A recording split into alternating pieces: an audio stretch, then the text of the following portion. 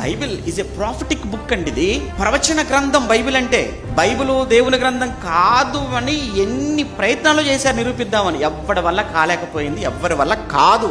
మళ్ళా చెప్తున్నాను, బైబిల్ దేవుని గ్రంథం కాదని నిరూపించడానికి నాకు తెలిసి ప్రపంచంలో ఏ గ్రంథం మీద చెయ్యనని పరిశోధనలు అన్ని జరిగాయి బైబిల్ పైన. కానీ ఆఖరికి వచ్చేటప్పటికి ఏంటంటే, నో ఇది దేవుని గ్రంథం అని నిరూపించటం మా వల్ల అవటం లేదు అని ఎవరన్న మాటలు తెలుసా? 10th క్లాస్ 10 సార్లు ఫెయిల్ అయినోడుగా చెప్పిన మాటలు, ఉన్మాదంతో ఊగిపోయేవాడుగా చెప్పింది, పెద్ద పెద్ద స్కాలర్ చెప్పిన చెప్తున్నాను, సైంటిస్టులు చెప్పిన విషయాలు చెప్తున్నాను. అందులో ఒక వ్యక్తి గురించి చాలాసార్లు నేను చెప్తున్నాను ప్రసంగాల్లో, విలియం మిచెల్ రామ్సే అని. కంప్లీట్గా ఎథీస్ట్, ఆయన కంప్లీట్గా నాస్తికుడు. బైబిల్ తప్పని నిరూపించాలని చాలా ప్రయత్నం చేశాడు. నేను నిరూపిస్తాను చూడు అని బయలుదేరాడు. చాలా ఏమైనా ఆర్కియాలజికల్గా మొత్తం తవ్వి ఆ ఏరియాలన్నీ తిరిగి మొత్తానికి బయటకు వచ్చేసిన తర్వాత ఒకటే మాట అన్నాడు, నిజంగా బైబిల్కున్నంత పురాతత్వ శాస్త్ర సంబంధమైన, భౌగోళికమైన శాస్త్రీయమైన ఆధారాల ప్రపంచంలో ఏ గ్రంథానికి నేను చూడలేకపోయాను.